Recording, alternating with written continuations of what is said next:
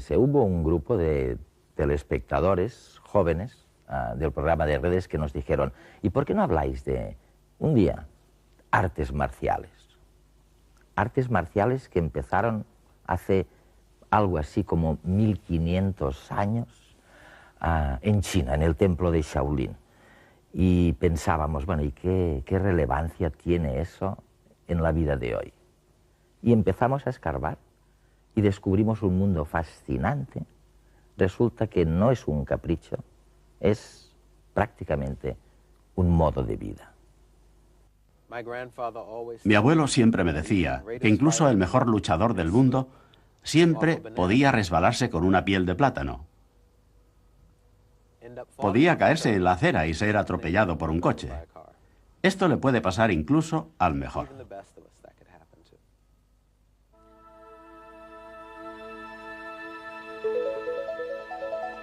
Sifu Charles da Costa es maestro de Tai Chi Chuan y ha recuperado el Lion Roar, un estilo de artes marciales precursor del actual lama Pai Kung Fu.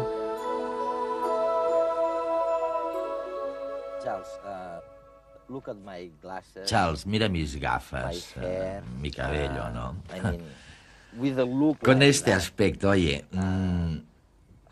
¿cómo puedes transformarme en una máquina de matar?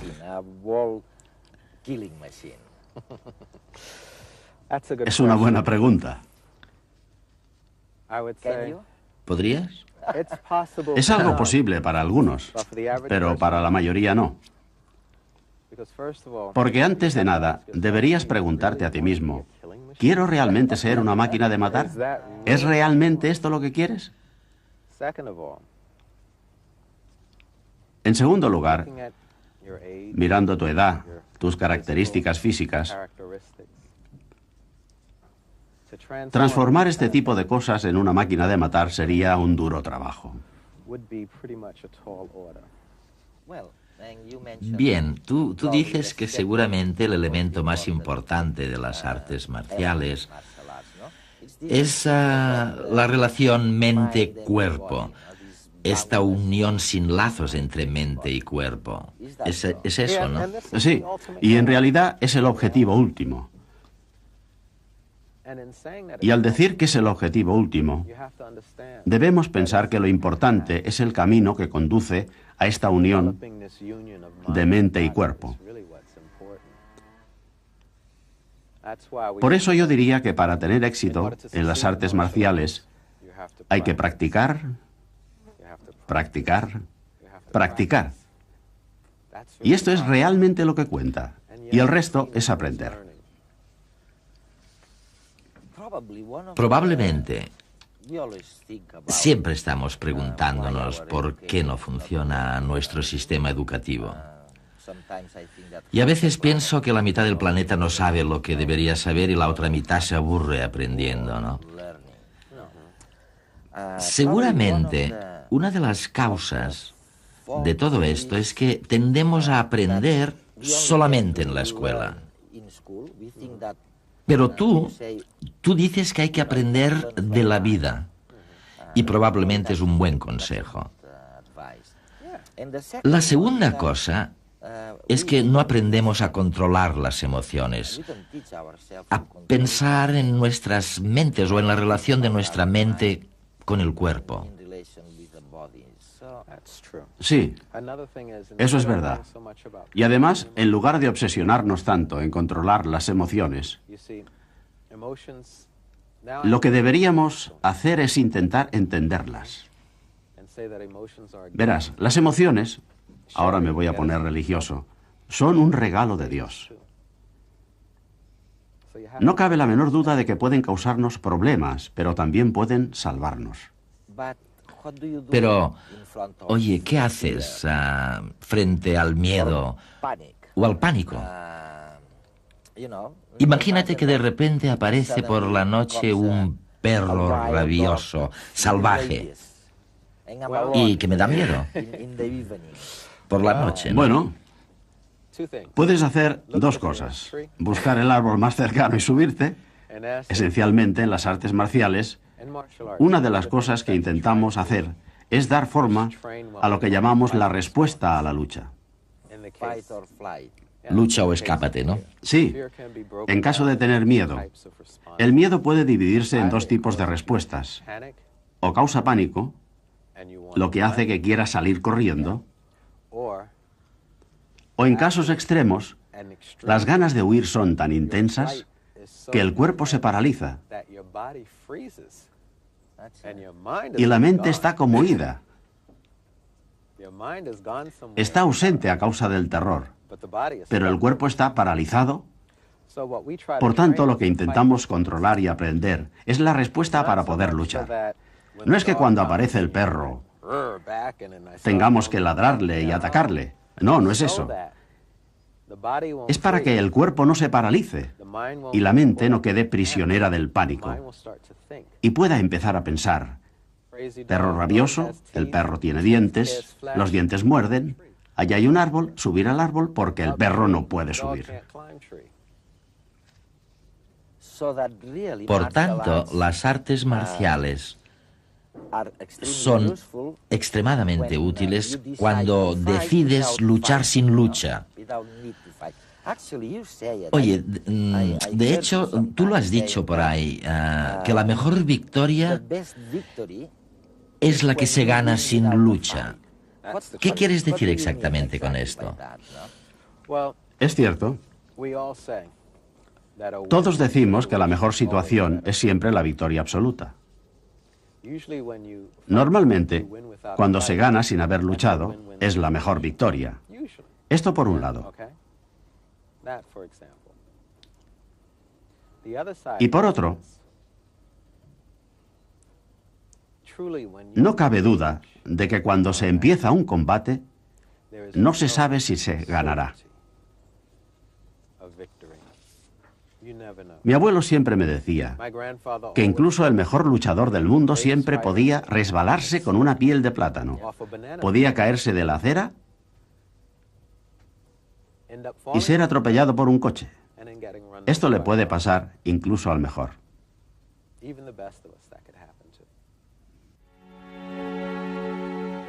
Las técnicas de combate o artes marciales se remontan en China y Japón a tiempos precristianos.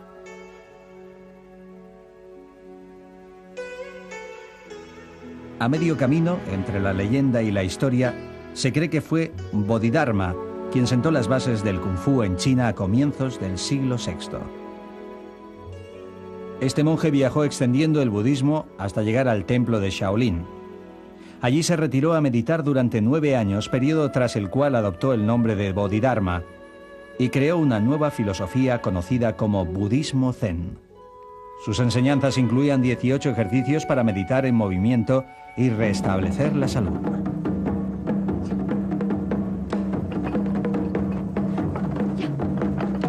Los monjes guerreros de Shaolin se convirtieron en un cuerpo de élite que apoyó a ciertas dinastías. Por ello, durante el siglo XVIII, el emperador Qianlong, temiendo el potencial de los monjes, envió a sus tropas a arrasar el templo. Solo unos pocos consiguieron escapar, los 5 invencibles, padres de la mayoría de los estilos de Kung Fu.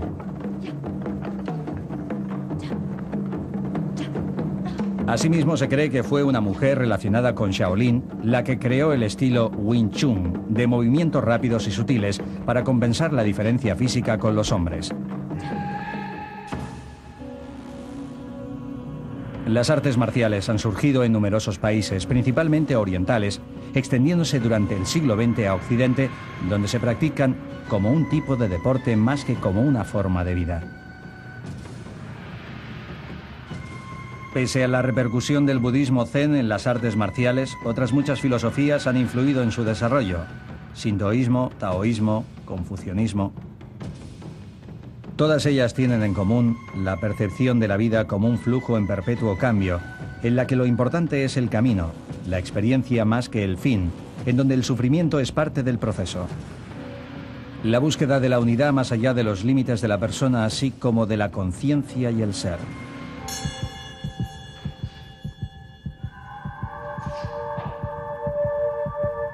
Un maestro de artes marciales no lo es solo en técnicas de combate.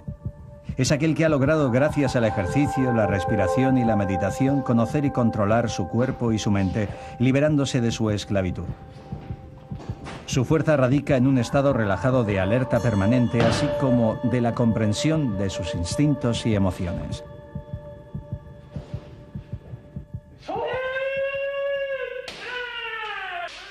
En este punto es básico la superación del miedo, la ira y el odio.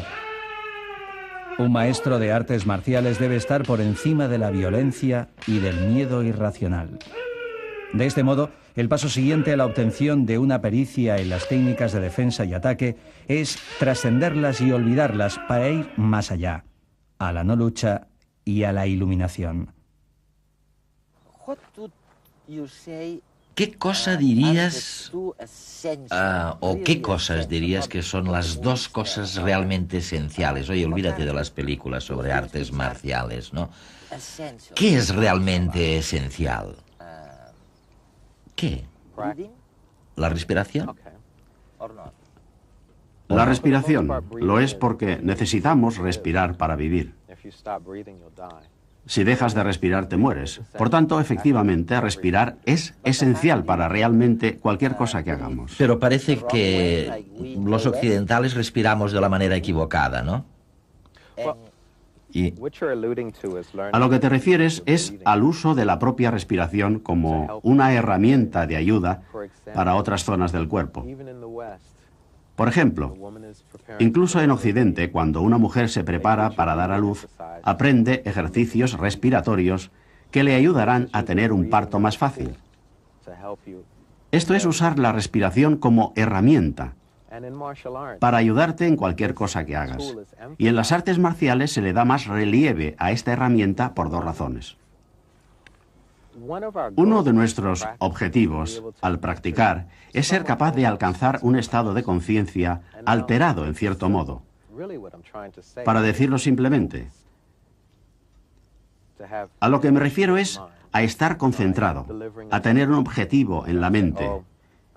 Es como desarrollar una técnica y decir, voy a golpear a esta persona en el pecho. Ahora bien, a mi nivel realmente intentaría decir, voy a golpearte en el pecho y quiero que sientas el dolor en la espalda o en el costado, aunque yo te golpee en el pecho. Para poder hacer eso, tengo que estar extremadamente concentrado. No puedo simplemente levantar los puños y no prestar ninguna atención. ¿Lo entiendes? Es como leer en silencio. Si estás leyendo y no prestas ninguna atención a lo que estás leyendo, no te enteras. Exacto. Por lo tanto, la respiración se vuelve una herramienta de ayuda para la concentración, para ayudarte a canalizar toda la energía que se necesita para llevar a cabo cualquier tarea que te propongas. De acuerdo, aceptado. Oye, puede servir para la autodefensa. También puede servir para concentrarse y ayudarnos hasta el punto de llegar a alterar un proceso automático, biológico. Hay gente también que dice que las artes marciales son útiles en las terapias contra el envejecimiento, que es una de las terapias básicas contra el envejecimiento. ¿Es esto cierto? I mean, ¿tiene algún sentido todo esto? En realidad sí que es cierto, pero tengo que ser sincero y decirte que es el ejercicio en general lo que te proporciona el grueso de las capacidades de antienvejecimiento. Las artes marciales están basadas principalmente en la actividad física, que no es muy diferente de hacer ejercicios aeróbicos, levantamiento de peso o baile moderno. Hay algo que existe en las artes marciales a un nivel intermedio o avanzado que también contribuye a este proceso, y es lo que se hace con la mente.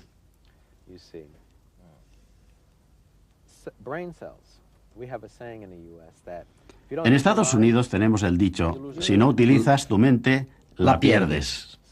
Por tanto, la concentración en algo, el concentrarse en la mente, en los pensamientos, ese tipo de cosas hace que las neuronas se pongan en movimiento. Y por tanto, con ese proceso, las mantienes vivas. Las utilizas y las mantienes en funcionamiento. Y cuantos más ejercicios haces, el cerebro cada vez consigue más. Si aprendes, o en el proceso de la práctica, si tomas nota de todas tus emociones, por pequeñas que sean, todo ello puede ser demasiado para el cerebro. Mira, esto es como uno de los objetivos finales del Tai Chi, el concentrarse en todo detalle en tus emociones. Y la verdad del caso es que todas las artes marciales contienen este elemento, aunque normalmente solo lo oímos de los niveles superiores. Lo que esta actividad consigue es que no solo te hace consciente de tu posición física, tus brazos, tus piernas, tus pies, de los procesos internos que suceden en tu cuerpo, sino que además mantiene la mente ocupada en un reto muy profundo con el intelecto y las emociones, ya que esas son las cosas que se pondrán en lucha contigo. Por ejemplo, puede llegar a ser muy aburrido estar sentado sintiendo cómo se mueve mi brazo, en qué ángulo está, qué sucede en su interior.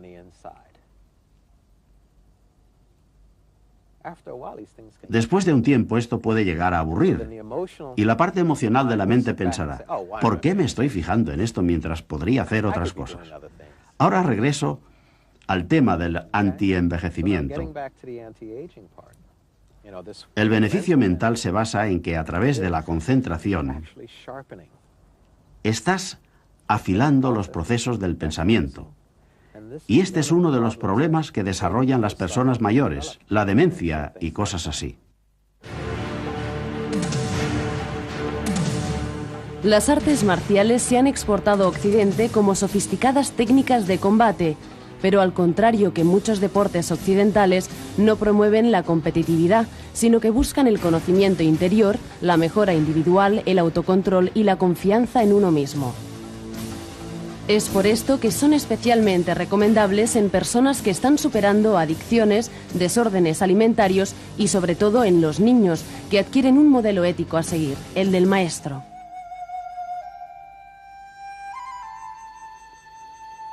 Uno de los aspectos potenciados por las artes marciales es la capacidad de concentración, que mejora a través de la práctica de la meditación. Sus beneficios fisiológicos son la disminución del consumo de energía global y una mejor utilización de nuestros recursos internos. Pero la filosofía oriental considera otros aspectos positivos, resumidos en la creencia de que la meditación es el camino hacia el despertar de la verdad y la realidad de uno mismo, es decir, hacia el autoconocimiento. Una idea contraria a la interpretación occidental, según la cual ayuda a evadirse de uno mismo. El punto al que la mente debe mirar es el abdomen, donde se concentra la energía o Shi, absorbida a través de la respiración abdominal, un mecanismo mucho más complejo y efectivo que la normal. La respiración occidental nos ha enseñado a aspirar y expirar con la parte superior del pecho, comprimiéndola y expandiéndola y sin utilizar apenas el diafragma. De esta manera solo podemos incorporar de 500 a 700 centímetros cúbicos de aire y el intercambio de oxígeno con la sangre no es eficiente. En cambio, la respiración oriental se basa en un movimiento del diafragma mucho más activo que permite que el abdomen se infle como un globo. De esta manera se pueden incorporar de 2.500 a 3.000 centímetros cúbicos de aire. La musculatura de la parte superior del pecho solo se utiliza cuando se vacían los pulmones, permitiendo que el aire llegue también a las partes superiores. Como consecuencia de este ejercicio se mantiene la mente calmada, ya que se favorece la acción del mecanismo del sistema nervioso responsable de la relajación. Además, mantiene el centro de gravedad bajo, aumentando el equilibrio corporal y facilitando la consecución de los ejercicios posturales que distribuyen la energía concentrada en el abdomen a las extremidades, a los órganos y a las vísceras, mejorando su funcionamiento de forma global.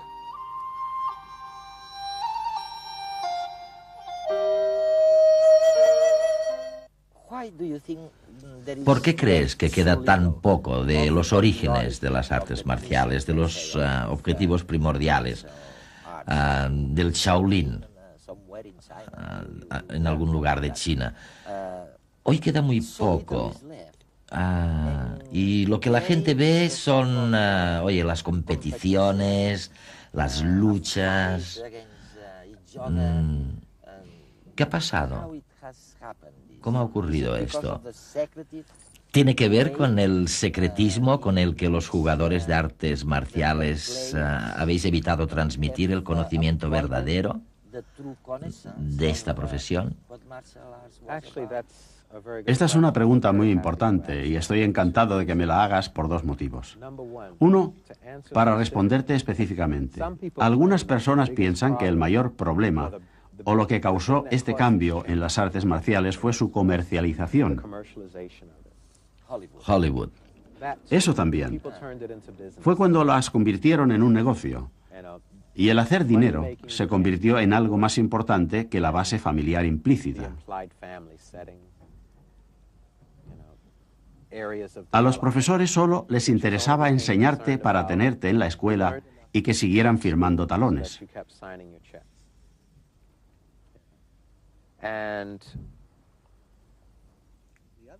Y el otro punto es que Hollywood presenta una imagen de los practicantes de las artes marciales como de máquinas mortíferas invencibles. A cualquiera le gustaría tener la sensación de ser invencible.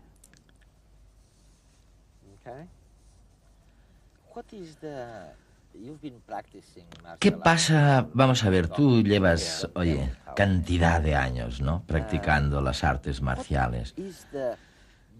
No hace falta que me digas cuántos años. Pero, ¿cuál es el mayor placer o la mayor ventaja que has sacado de esto? ¿Hubo algún momento en tu vida en que te sentiste afortunado de practicarlas, ¿no? ¡Qué suerte tengo! ¿O te ha cambiado tu estado de ánimo, te ha hecho más feliz? ¿Cómo resumirías realmente la mayor experiencia personal para ti? Yo diría que me ha transformado la personalidad. Yo me crié en las calles de Nueva York y en los barrios pobres de Florida. Mi niñez estuvo rodeada de violencia y eso era todo lo que yo conocía. Yo era el más mayor y no tenía ni primos mayores ni familiares de una edad próxima a la mía. Por lo tanto, no podía comparar. Era una persona colérica, pero tuve la suerte de tener profesores que me enseñaron que existía otra forma y tomaron la energía que había desarrollado al vivir en la calle y me enseñaron a utilizar el mismo instinto asesino, por ejemplo, en hacer un programa de ordenador.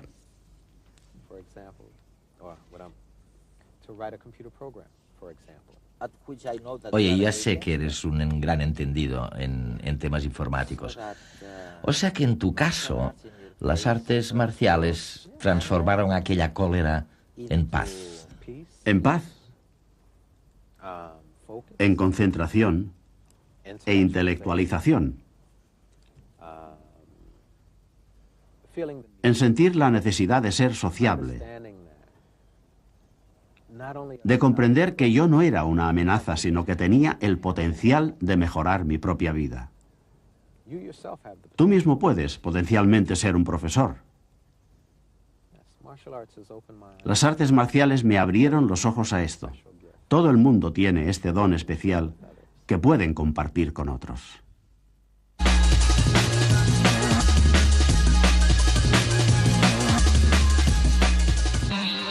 Nuestro cerebro necesita una dieta equilibrada y rica en glucosa para funcionar. Una nutrición correcta desde la infancia es la clave para reforzar la memoria y conseguir un rendimiento óptimo. Nutricionistas y fisiólogos están convencidos de las ventajas de comer bien para pensar mejor. El cerebro humano necesita diariamente una quinta parte de las calorías que consumimos, por lo que su funcionamiento es un reflejo claro de lo que comemos. Los nutricionistas quieren ir más lejos y buscan dietas encaminadas a paliar algunas deficiencias cerebrales. El objetivo es crear comidas personalizadas para cada paciente, como menús que potencien la creatividad o que estimulen la memoria. Las dietas ideales tendrán que tener en cuenta los aportes nutritivos específicos que necesita cada individuo en función de sus circunstancias vitales. Por ejemplo, la prioridad de las personas mayores es ingerir antioxidantes para proteger las neuronas, mientras que los estudiantes necesitan hidratos de carbono para afrontar el esfuerzo mental. Está comprobado científicamente que las personas que han sufrido déficits nutritivos en la infancia después tienen un coeficiente intelectual inferior a la media. La Unión Europea quiere tener muy claro cómo luchar contra la polución y la contaminación ambiental de las grandes ciudades. Para ello ha puesto en marcha el programa Aire Limpio para Europa. Las primeras conclusiones verán la luz en el año 2004.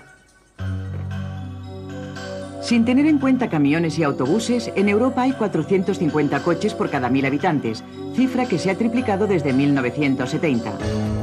A raíz de este y otros datos, los responsables medioambientales de la Unión Europea están determinados a reducir la polución atmosférica, ya que a pesar de la actual legislación, hoy en día persisten graves problemas contaminantes procedentes de sectores como la industria y el transporte. Para paliar estas deficiencias, han ideado el programa Aire Limpio para Europa, una iniciativa que pretende diseñar las herramientas necesarias para mejorar la calidad del aire de las grandes urbes europeas, contando con la colaboración tanto de los ciudadanos como de los sectores productivos implicados. El primer paso es definir y examinar los focos de polución para posteriormente adoptar las normativas oportunas para hacer de Europa un lugar más sano y respirable. Las nuevas tecnologías han llegado a ámbitos tan insospechados como el de la grafología, la ciencia que estudia el carácter de una persona mediante su escritura. Ahora una variante permite conocer la personalidad de un individuo en función de cómo escriba un texto en el ordenador. Si hasta ahora se creía que los mensajes escritos por ordenador eran muy impersonales, un equipo de grafólogos y psicólogos asegura que analizando cada detalle se puede determinar la personalidad de su autor. La variante tecnológica de la clásica grafología estudia el tipo y el tamaño de las letras, así como la manera en que están estructurados los textos. Las personas que utilizan la Times o la Arial son equilibradas, mientras que las que utilizan otros tipos de letra menos usuales como la Kaufman son individuos seguros que no tienen miedo a la novedad. Otra de las curiosas hipótesis que refleja el estudio es que las personas que utilizan tamaños grandes de letra son optimistas y extrovertidas, mientras que las que se decantan por las dimensiones más reducidas son pesimistas. Asimismo, los textos estructurados en párrafos pertenecen a individuos con las ideas muy claras. Los perros, además de ser los mejores amigos del hombre, también lo son de los niños, o al menos eso es lo que indican varias investigaciones que demuestran que los bebés que durante los primeros meses de vida conviven con animales domésticos tienen menos posibilidades de padecer alergias y asma. La principal conclusión a la que ha llegado un grupo de pediatras de la Universidad de Múnich es que estar en contacto con las bacterias que abundan en los hogares donde hay animales domésticos inmuniza contra infecciones y otras enfermedades. Los niños que desde muy pronto están expuestos de manera prudencial a agentes patógenos crecen con el sistema inmunitario reforzado y de mayores se evitan muchos problemas de salud. Convivir con algún animal doméstico los hace más fuertes e invulnerables. El estudio recomienda que los niños no vivan siempre en condiciones extremadamente higiénicas, porque a la larga tendrán un sistema defensivo débil. De la misma manera, se ha demostrado que los bebés que viven con hermanos mayores desarrollan menos alergias que los primogénitos. La concepción de vivienda tradicional tiene los días contados, tanto por lo que respecta a su estructura como a sus habitantes. Por un lado, las familias pronto dejarán de ser lo que eran, mientras que la arquitectura del futuro combinará imaginación y tecnología. La casa del futuro será una especie de gran ordenador, ya que la informática formará parte de la estructura arquitectónica y de los elementos decorativos. Además, dejará de concebirse como una vivienda para familias convencionales y deberá ajustarse a las nuevas demandas sociales, como son los núcleos monoparentales y las personas que viven solas o en grupo. Formalmente, la casa inteligente no se medirá en metros cuadrados como hasta ahora, sino en metros cúbicos porque techos y paredes serán útiles. Estos estarán recubiertos de una pintura especial que permitirá hablar por teléfono a través de los tabiques y cambiará de color según el estado de ánimo de los habitantes. Una combinación de informática, física y tecnología de la comunicación permitirá tener electrodomésticos que controlen la temperatura, el gasto energético de las bombillas o cuidar automáticamente las plantas del jardín.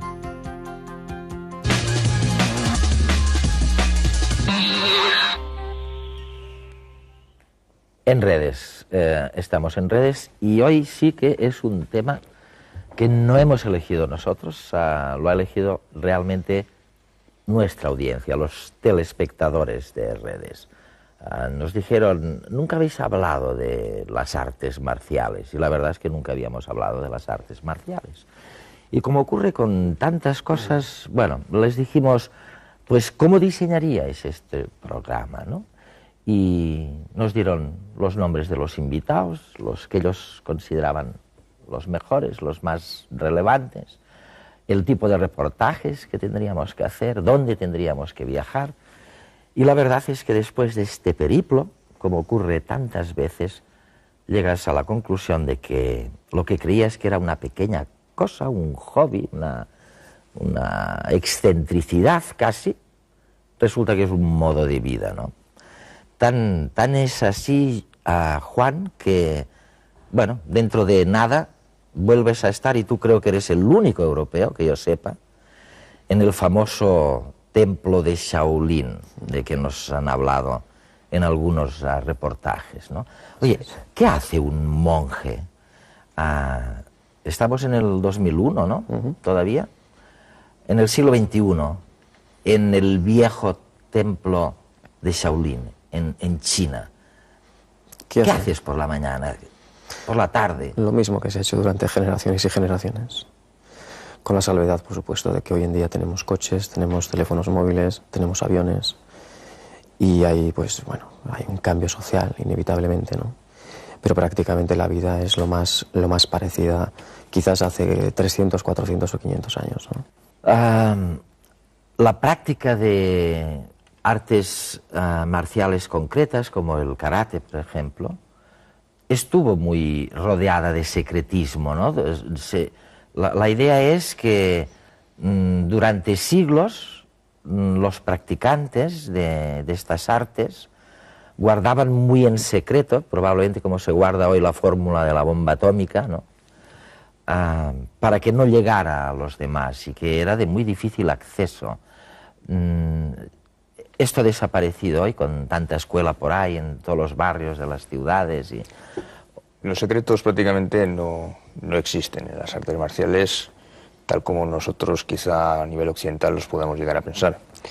Sí que es cierto que existía un secretismo, principalmente a nivel de karate. Es lógico, o era lógico, pues porque existía una prohibición de la utilización de armas. En aquella época pues eran lanzas o eran espadas, pero que debido a que hubo una prohibición para conseguir reorganizar el reino, donde en este caso era Okinawa, el reino de la Ryukyu, el rey prohibió de alguna forma la utilización de dichas armas, y los habitantes que se debían de defender o que pretendían defenderse, pues debían continuar practicando sus sistemas de lucha, en este caso a mano vacía, de una forma secreta. De hecho, hasta no hace mucho, hasta prácticamente el siglo XIX, eso todavía ha sido transmitido de maestro a alumno, ese secretismo.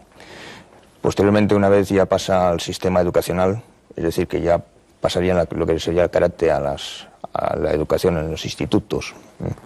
Principalmente ese secretismo ya ha quedado un poquito obsoleto, ha pasado ya a la historia.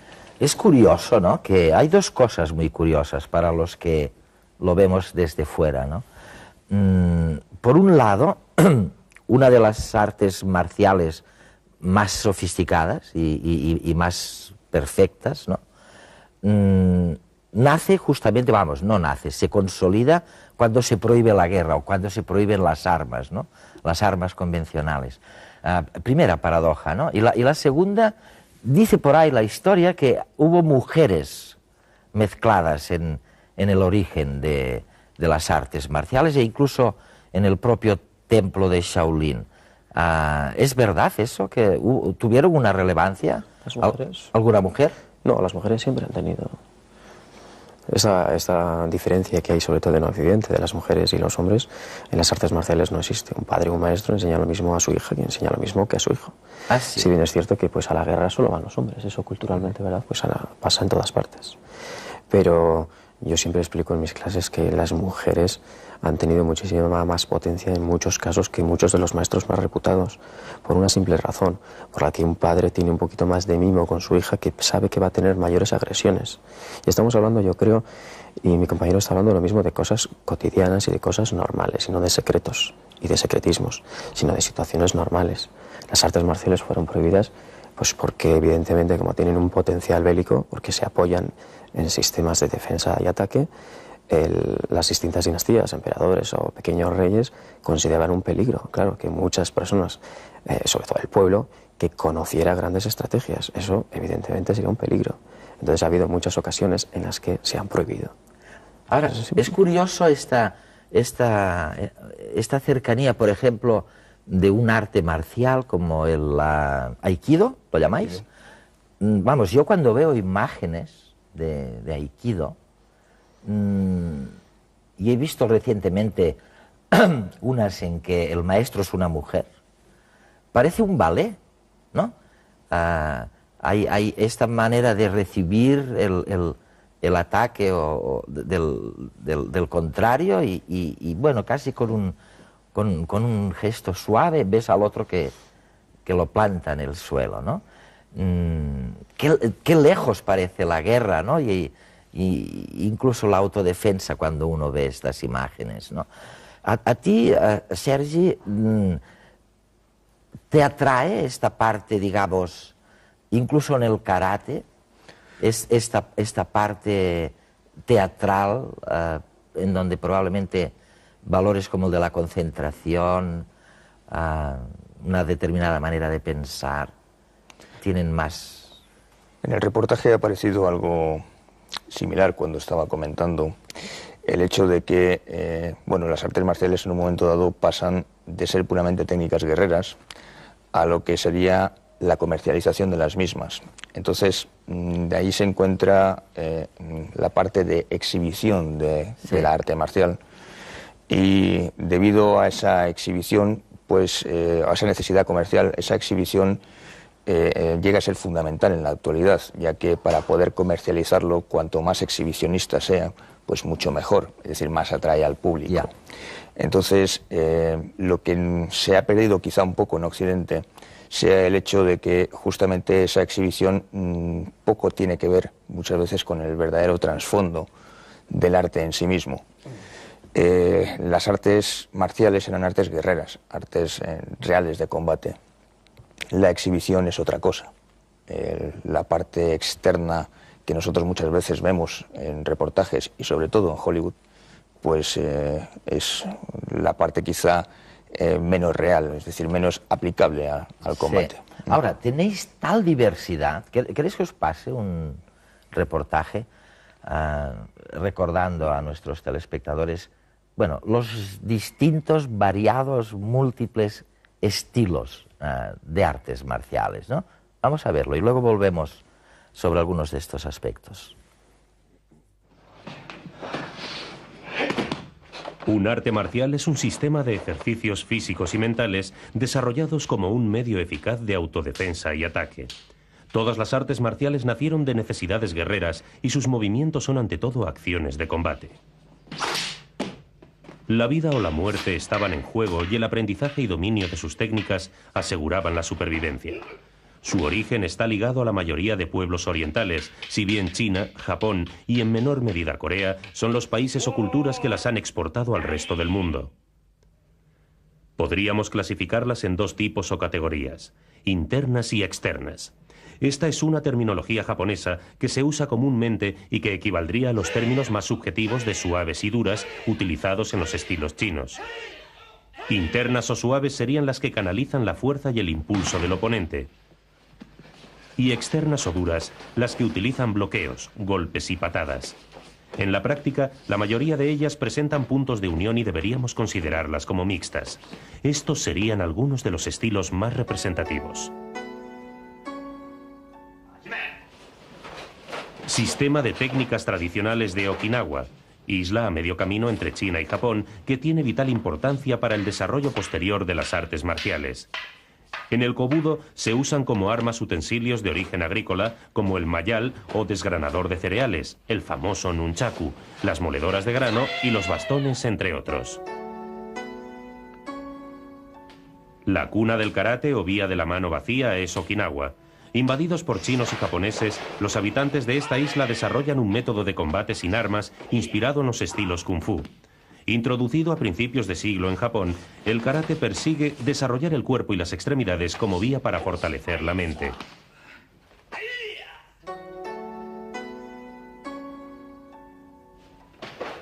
Literalmente arte de la suavidad. De origen japonés, procede de las antiguas luchas heredadas de los samurái. De carácter mixto, el principio fundamental del jujutsu es vencer al adversario utilizando un mínimo de fuerza. Emplea golpes, proyecciones, inmovilizaciones y lucha en el suelo.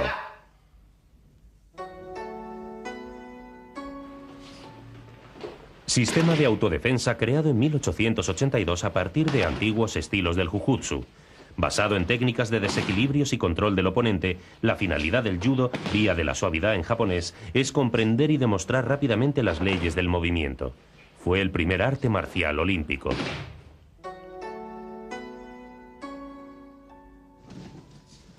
El aikido es uno de los estilos internos o suaves. Es el arte de utilizar la energía del adversario, atraerlo hacia el vacío y proyectarlo sin esfuerzo al controlar el centro de gravedad.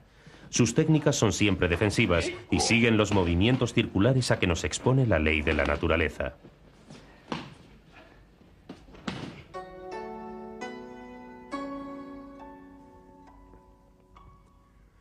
El Tai Chi Chuan es un antiguo sistema de defensa chino que combina estilos suaves con principios taoístas.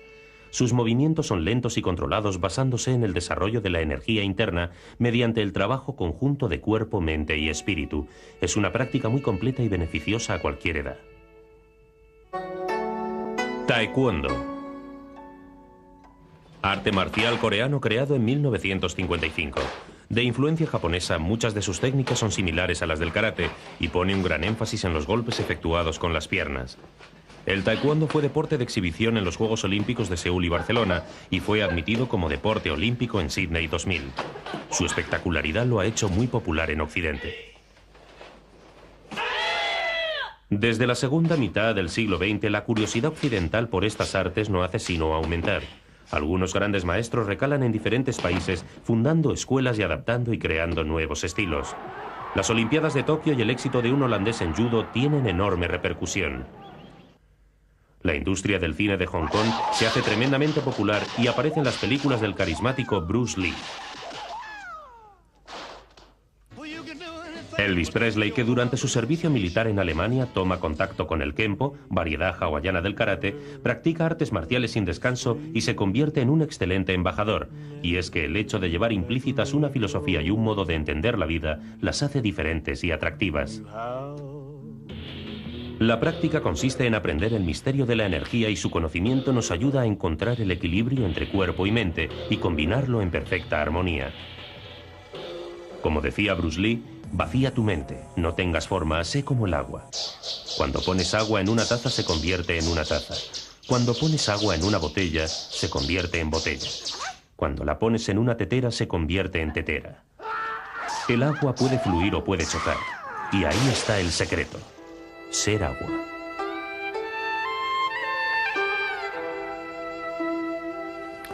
Juan, ¿realmente se trata de vaciar tu mente? Vamos a ver, los neurólogos aquí en Occidente, o los neurocientíficos, digamos, algunos de ellos dicen, si te concentras en un pensamiento muy profundamente en una sola cosa, oye, pues a lo mejor consigues algo allí, pero rara vez vas a poder innovar, vas a poder descubrir. Dicen estos neurocientíficos que en la base de los descubrimientos, de los grandes descubrimientos de la humanidad, está una situación más bien de relajación, o sea, en que no estaba el sabio concentrado en una cosa especial. Y estoy pensando ahora, Einstein dijo algo parecido, el propio Picasso cuando decía, yo no busco, yo encuentro, ¿no? parecería que los grandes descubrimientos ocurren cuando tus neuronas están conectadas de una manera general, pero a baja intensidad, ¿no? Las artes marciales sería más bien un tipo, digamos, de concentración en algo muy específico, o un sistema, como me decís, de vaciar tu mente más bien. ¿Cuál crees que...? Es complicado. Sí. Pero es complicado, yo creo, por una cosa, a medida que voy viendo el programa y vamos escuchando cosas, yo creo que es que hay un problema fundamental en todo esto, y es que no sabemos qué son las artes marciales. Aquí estamos mezclando muchas cosas. Las artes marciales no es la aplicación de las artes marciales. Lo que estamos viendo hoy en día, incluso hablamos ahora de la comercialización, estamos hablando del uso de las artes marciales. Y las artes marciales usadas de manera como un guerrero, como por ejemplo hace el ejército americano, está bien, es algo que se puede extraer, pero eso no son artes marciales. Eso es lo primero que hay que decir.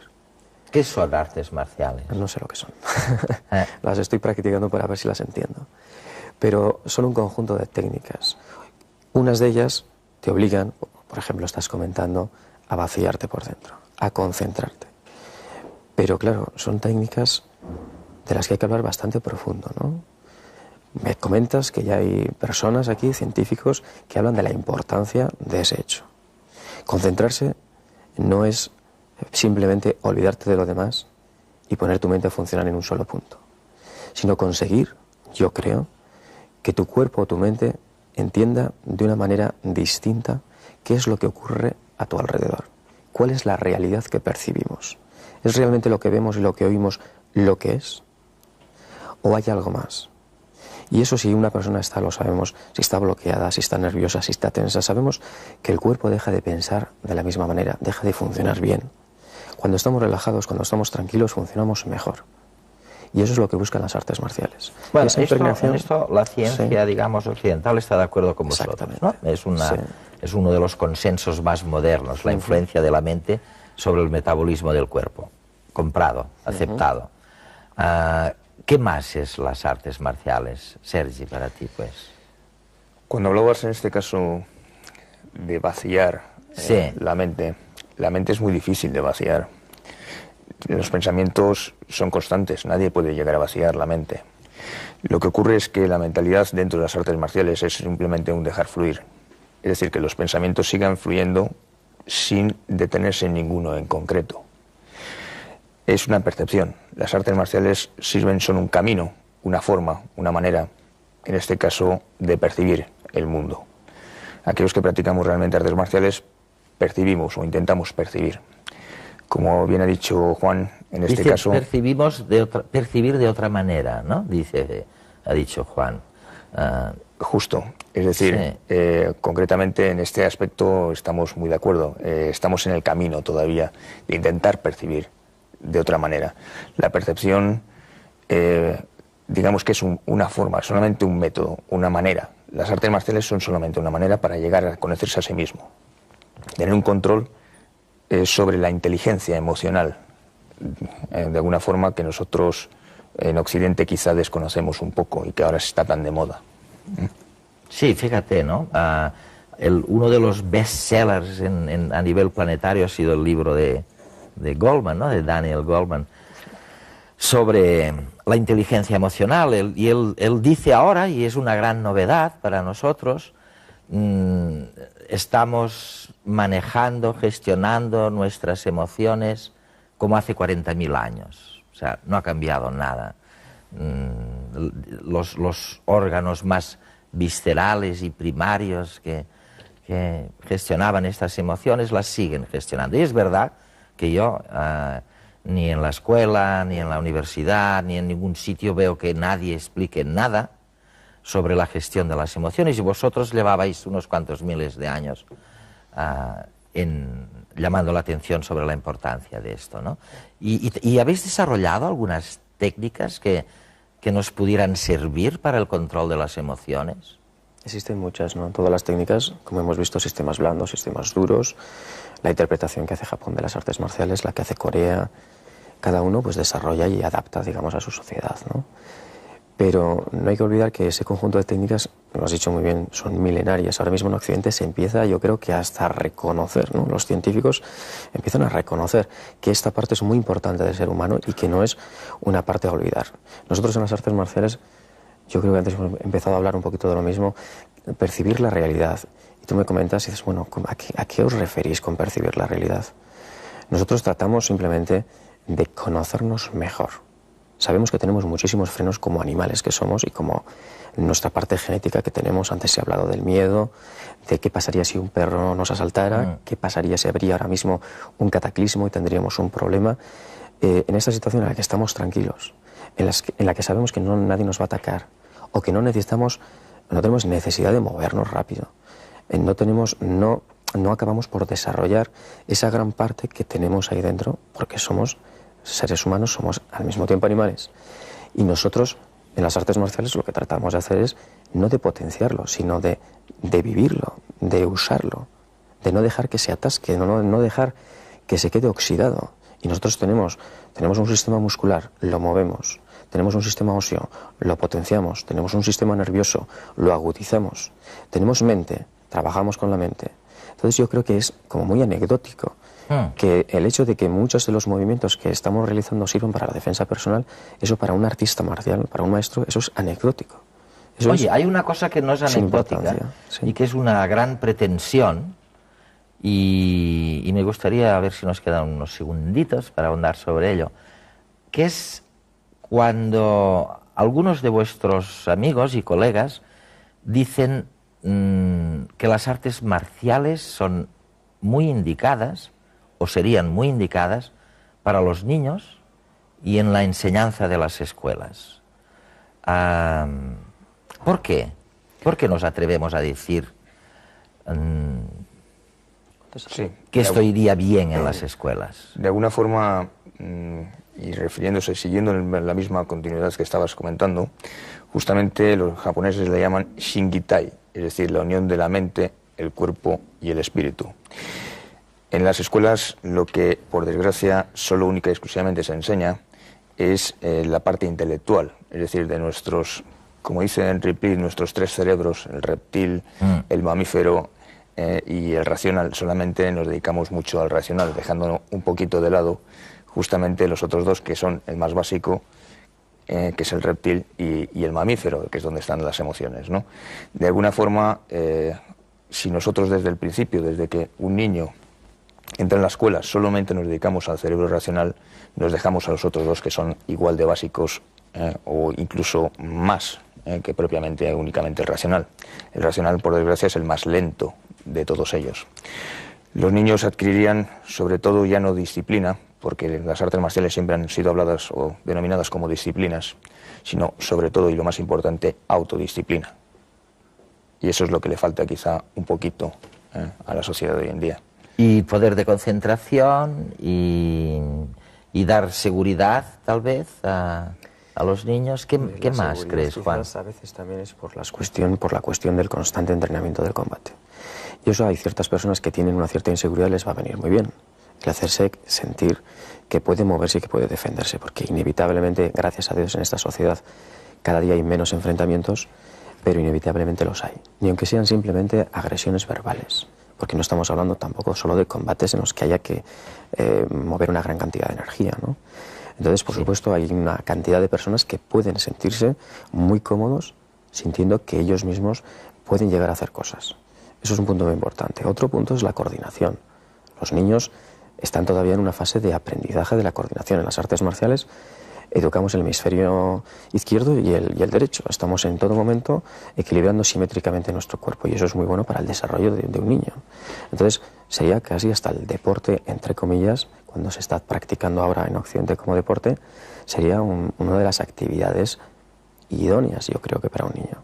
Otra de ellas también es que inevitablemente le vas a obligar a trabajar con otro compañero. Con otro niño, a trabajar con otro niño, con otro compañero. Y va a estar simulando reacciones de combate con él, pero controladas. Entonces, indirectamente estamos metiendo en su personalidad, en su cerebro, el no agredir o el controlar. En el caso de que ocurra una agresión, el controlar sus emociones. Y eso es mejor practicarlo de joven que no esperar a ver si un día te iluminas y a ver si por casualidad cuando alguien te ofende gravemente y no reaccionas violentamente. Es mucho más positivo entrenarlo y mucho más positivo entrenarlo de niño. Cuando todavía las formaciones cerebrales, las neuronas están haciendo conexiones.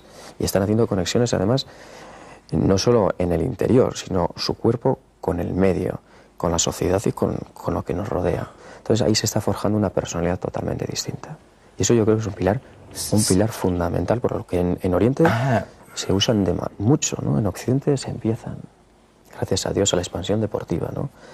Pero no es suficiente, yo creo, ¿eh? Esa es una de las enseñanzas que sacamos de las artes marciales y yo creo que va a ser una de sus grandes aportaciones probablemente, cuando meditemos seriamente, que todavía no lo hemos hecho, en por dónde y cómo vamos a reformar la educación, los sistemas educativos. Seguro que habrá disciplinas nuevas que no estaban antes, ¿no? Y una de ellas será el control de las emociones, ojalá esté también el desarrollo del sentido del humor, la interacción entre varias personas, el trabajo en equipo, y no solo con las personas, sino con las máquinas. Y con este dulce pensamiento les dejo hasta la semana que viene.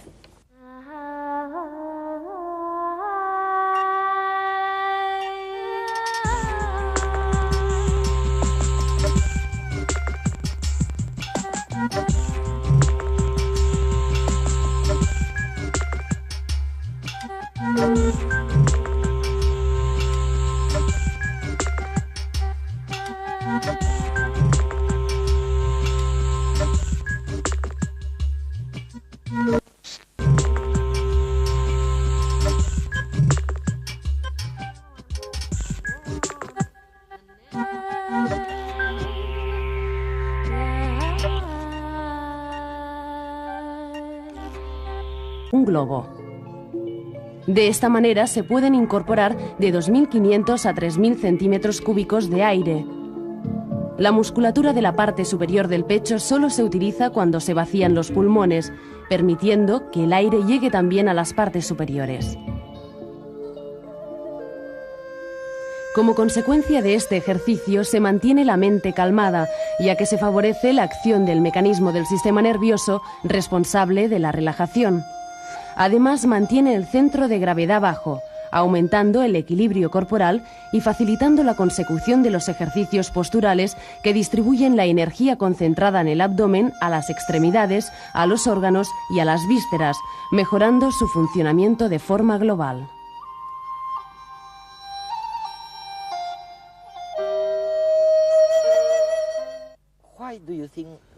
¿Por qué crees que queda tan poco de los orígenes de las artes marciales, de los objetivos primordiales, del Shaolin,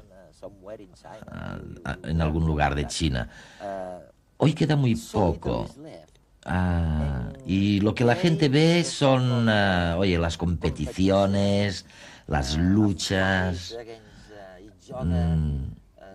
¿Qué ha pasado? ¿Cómo ha ocurrido esto?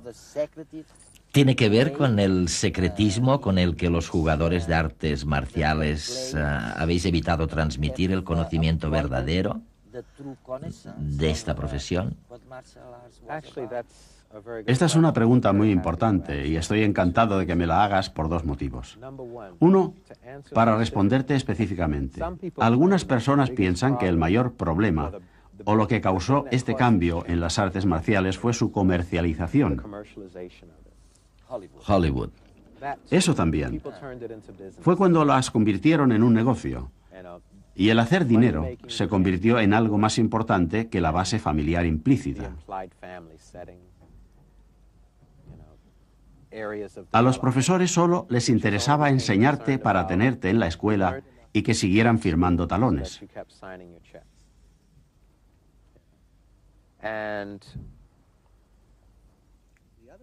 Y el otro punto es que Hollywood presenta una imagen de los practicantes de las artes marciales como de máquinas mortíferas invencibles. A cualquiera le gustaría tener la sensación de ser invencible.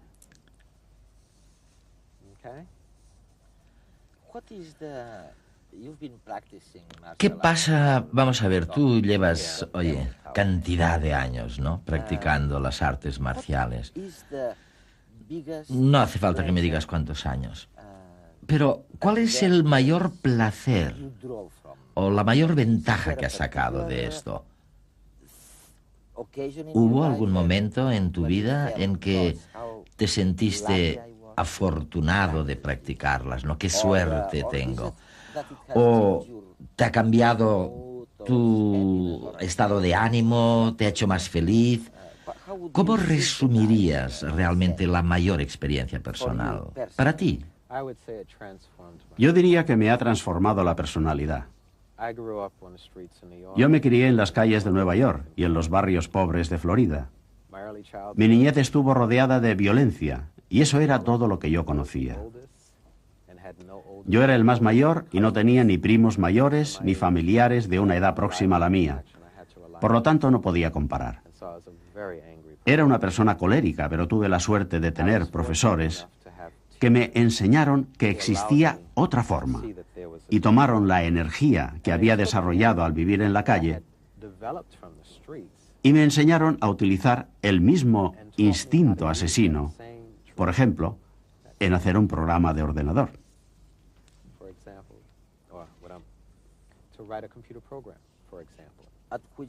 Oye, ya sé que eres un gran entendido en temas informáticos. O sea que en tu caso, las artes marciales transformaron aquella cólera en paz. En paz, en concentración e intelectualización.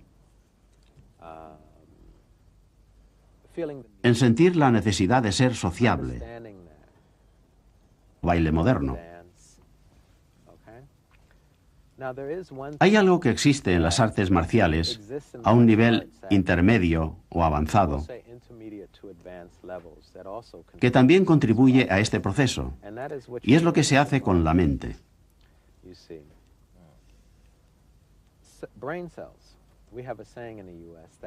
En Estados Unidos tenemos el dicho, si no utilizas tu mente, la pierdes. Por tanto, la concentración en algo, el concentrarse en la mente, en los pensamientos, ese tipo de cosas hace que las neuronas se pongan en movimiento.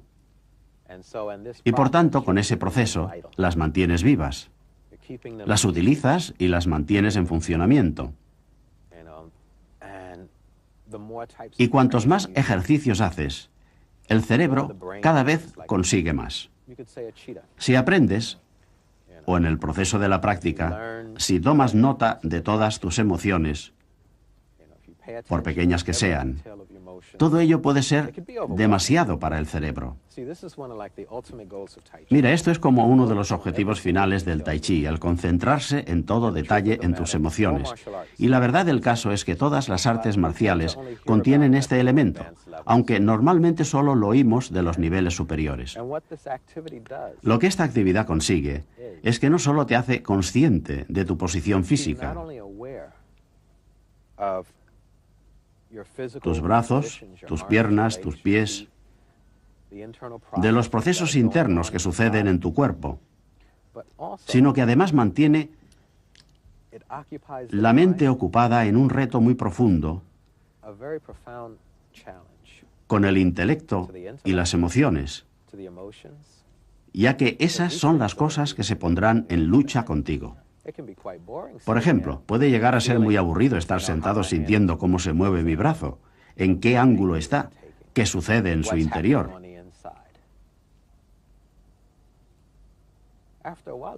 Después de un tiempo esto puede llegar a aburrir, y la parte emocional de la mente pensará, ¿por qué me estoy fijando en esto mientras podría hacer otras cosas? Ahora regreso al tema del anti-envejecimiento. El beneficio mental se basa en que a través de la concentración estás afilando los procesos del pensamiento. Y este es uno de los problemas que desarrollan las personas mayores, la demencia y cosas así.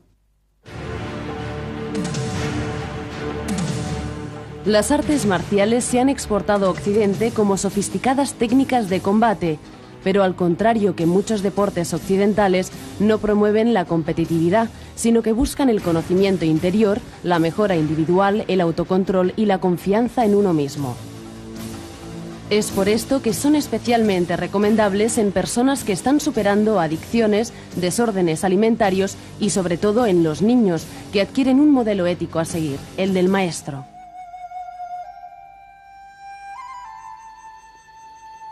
Uno de los aspectos potenciados por las artes marciales es la capacidad de concentración, que mejora a través de la práctica de la meditación. Sus beneficios fisiológicos son la disminución del consumo de energía global y una mejor utilización de nuestros recursos internos. Pero la filosofía oriental considera otros aspectos positivos, resumidos en la creencia de que la meditación es el camino hacia el despertar de la verdad y la realidad de uno mismo, es decir, hacia el autoconocimiento. Una idea contraria a la interpretación occidental, según la cual ayuda a evadirse de uno mismo. El punto al que la mente debe mirar es el abdomen, donde se concentra la energía, o Shi, absorbida a través de la respiración abdominal, un mecanismo mucho más complejo y efectivo que la normal. La respiración occidental nos ha enseñado a aspirar y expirar con la parte superior del pecho, comprimiéndola y expandiéndola y sin utilizar apenas el diafragma. De esta manera solo podemos incorporar de 500 a 700 centímetros cúbicos de aire y el intercambio de oxígeno con la sangre no es eficiente. En cambio, la respiración oriental se basa en un movimiento del diafragma mucho más activo que permite que el abdomen se infle como un... No cabe la menor duda de que pueden causarnos problemas, pero también pueden salvarnos. Pero, oye, ¿qué haces frente al miedo o al pánico? Imagínate que de repente aparece por la noche un perro rabioso, salvaje, y que me da miedo. Por la noche, ¿no? Bueno, puedes hacer dos cosas. Buscar el árbol más cercano y subirte. Esencialmente, en las artes marciales, una de las cosas que intentamos hacer es dar forma a lo que llamamos la respuesta a la lucha. Lucha o escápate, ¿no? Sí, en caso de tener miedo. El miedo puede dividirse en dos tipos de respuestas. O causa pánico, lo que hace que quieras salir corriendo, o en casos extremos, las ganas de huir son tan intensas que el cuerpo se paraliza y la mente está como ida. Está ausente a causa del terror, pero el cuerpo está paralizado. Por tanto, lo que intentamos controlar y aprender es la respuesta para poder luchar. No es que cuando aparece el perro tengamos que ladrarle y atacarle. No, no es eso. Es para que el cuerpo no se paralice y la mente no quede prisionera del pánico y pueda empezar a pensar: perro rabioso, el perro tiene dientes, los dientes muerden, allá hay un árbol, subir al árbol porque el perro no puede subir. Por tanto, las artes marciales son extremadamente útiles cuando decides luchar sin lucha. Oye, de hecho, tú lo has dicho por ahí, que la mejor victoria es la que se gana sin lucha. ¿Qué quieres decir exactamente con esto? Es cierto. Todos decimos que la mejor situación es siempre la victoria absoluta. Normalmente, cuando se gana sin haber luchado, es la mejor victoria. Esto por un lado. Y por otro, no cabe duda de que cuando se empieza un combate, no se sabe si se ganará. Mi abuelo siempre me decía que incluso el mejor luchador del mundo siempre podía resbalarse con una piel de plátano, podía caerse de la acera y ser atropellado por un coche. Esto le puede pasar incluso al mejor.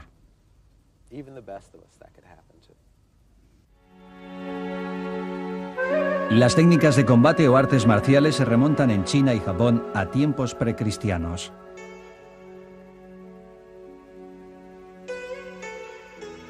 A medio camino entre la leyenda y la historia, se cree que fue Bodhidharma quien sentó las bases del Kung Fu en China a comienzos del siglo VI.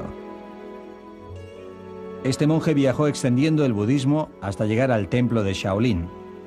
Allí se retiró a meditar durante 9 años, periodo tras el cual adoptó el nombre de Bodhidharma y creó una nueva filosofía conocida como budismo zen. Sus enseñanzas incluían 18 ejercicios para meditar en movimiento y restablecer la salud.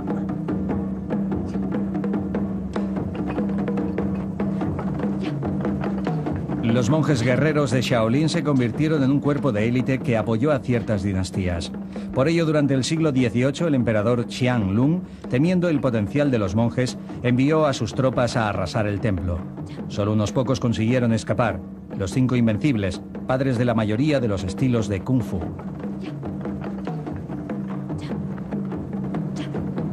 Asimismo, se cree que fue una mujer relacionada con Shaolin la que creó el estilo Wing Chun, de movimientos rápidos y sutiles, para compensar la diferencia física con los hombres. Las artes marciales han surgido en numerosos países, principalmente orientales, extendiéndose durante el siglo XX a Occidente, donde se practican como un tipo de deporte más que como una forma de vida. Pese a la repercusión del budismo zen en las artes marciales, otras muchas filosofías han influido en su desarrollo: sintoísmo, taoísmo, confucianismo. Todas ellas tienen en común la percepción de la vida como un flujo en perpetuo cambio, en la que lo importante es el camino, la experiencia más que el fin, en donde el sufrimiento es parte del proceso. La búsqueda de la unidad más allá de los límites de la persona, así como de la conciencia y el ser.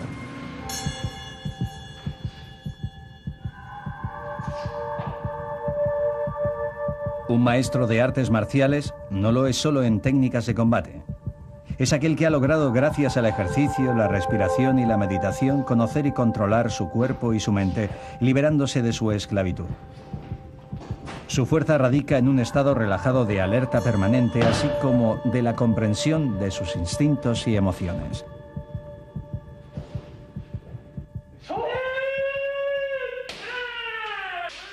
En este punto es básico la superación del miedo, la ira y el odio. Un maestro de artes marciales debe estar por encima de la violencia y del miedo irracional. De este modo, el paso siguiente a la obtención de una pericia en las técnicas de defensa y ataque es trascenderlas y olvidarlas para ir más allá, a la no lucha y a la iluminación. ¿Qué cosa dirías, o qué cosas dirías que son las 2 cosas realmente esenciales? Oye, olvídate de las películas sobre artes marciales, ¿no? ¿Qué es realmente esencial? ¿Qué? ¿La respiración? La respiración lo es porque necesitamos respirar para vivir. Si dejas de respirar, te mueres. Por tanto, efectivamente, respirar es esencial para realmente cualquier cosa que hagamos. Pero parece que los occidentales respiramos de la manera equivocada, ¿no? Y a lo que te refieres es al uso de la propia respiración como una herramienta de ayuda para otras zonas del cuerpo. Por ejemplo, incluso en Occidente, cuando una mujer se prepara para dar a luz, aprende ejercicios respiratorios que le ayudarán a tener un parto más fácil. Esto es usar la respiración como herramienta para ayudarte en cualquier cosa que hagas. Y en las artes marciales se le da más relieve a esta herramienta por 2 razones. Uno de nuestros objetivos al practicar es ser capaz de alcanzar un estado de conciencia alterado en cierto modo. Para decirlo simplemente, a lo que me refiero es a estar concentrado, a tener un objetivo en la mente. Es como desarrollar una técnica y decir: voy a golpear a esta persona en el pecho. Ahora bien, a mi nivel realmente intentaría decir: voy a golpearte en el pecho y quiero que sientas el dolor en la espalda o en el costado. aunque yo te golpee en el pecho. Para poder hacer eso, tengo que estar extremadamente concentrado. No puedo simplemente levantar los puños y no prestar ninguna atención. ¿Lo entiendes? Es como leer en silencio. Si estás leyendo y no prestas ninguna atención a lo que estás leyendo, no te enteras. Exacto. Por lo tanto, la respiración se vuelve una herramienta de ayuda para la concentración, para ayudarte a canalizar toda la energía que se necesita para llevar a cabo cualquier tarea que te propongas. De acuerdo, aceptado. Oye, puede servir para la autodefensa. También puede servir para concentrarse y ayudarnos hasta el punto de llegar a alterar un proceso automático, biológico. Hay gente también que dice que las artes marciales son útiles en las terapias contra el envejecimiento, que es una de las terapias básicas contra el envejecimiento. ¿Es esto cierto? I mean, ¿tiene algún sentido todo esto? En realidad sí que es cierto, pero tengo que ser sincero y decirte que es el ejercicio en general lo que te proporciona el grueso de las capacidades de antienvejecimiento. Las artes marciales están basadas principalmente en la actividad física, que no es muy diferente de hacer ejercicios aeróbicos, levantamiento de peso.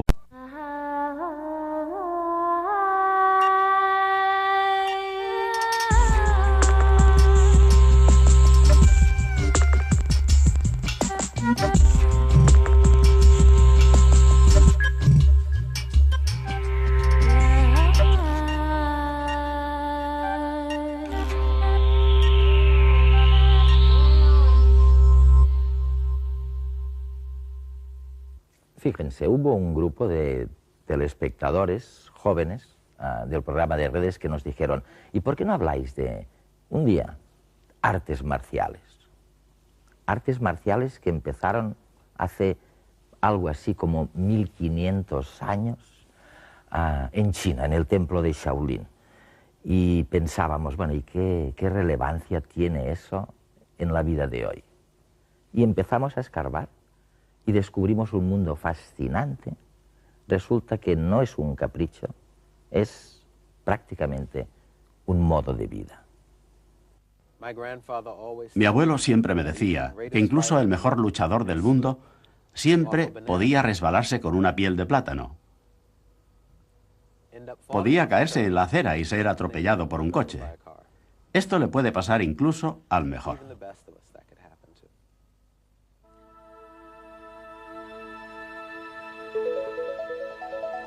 Sifu Charles da Costa es maestro de Tai Chi Chuan y ha recuperado el Lion Roar, un estilo de artes marciales precursor del actual lama Pai Kung Fu.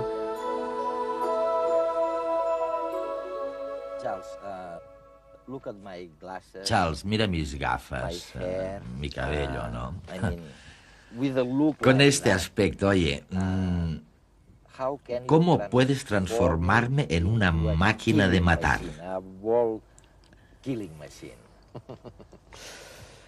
Es una buena pregunta. ¿Podrías? Es algo posible para algunos, pero para la mayoría no. Porque antes de nada, deberías preguntarte a ti mismo, ¿quiero realmente ser una máquina de matar? ¿Es realmente esto lo que quieres? En segundo lugar, mirando tu edad, tus características físicas, transformar este tipo de cosas en una máquina de matar sería un duro trabajo.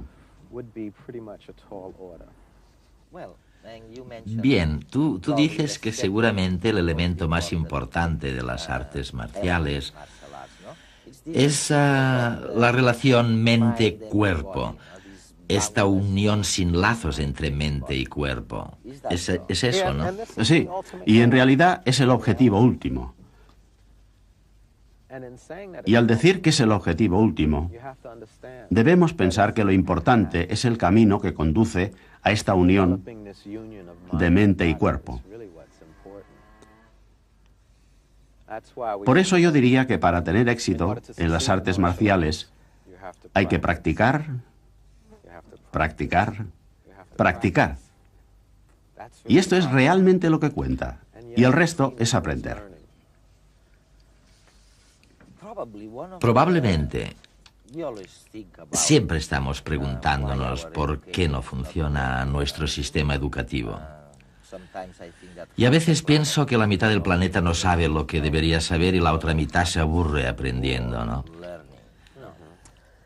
Seguramente una de las causas de todo esto es que tendemos a aprender solamente en la escuela. Pero tú dices que hay que aprender de la vida y probablemente es un buen consejo.